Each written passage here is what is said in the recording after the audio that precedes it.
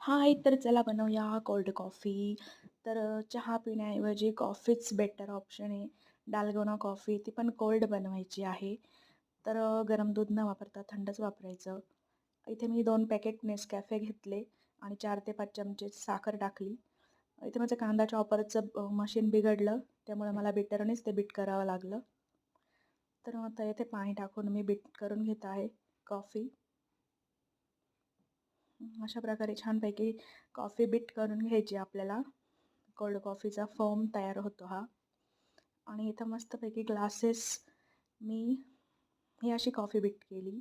आणि आता इथे ग्लासेसमध्ये चॉकलेट सिरप लावून घेतलं आणि त्यामध्ये 1-1 चमचा आपलं चॉकलेट चिप्स टाकले आणि हे कोल्ड कॉफीचं जे काही आपण बनवलंय फोम तो टाकला आणि त्यामध्ये थंडगार दूध टाकलं, पण ते दूध टाकण्याचं शूट मी विसरले करायला.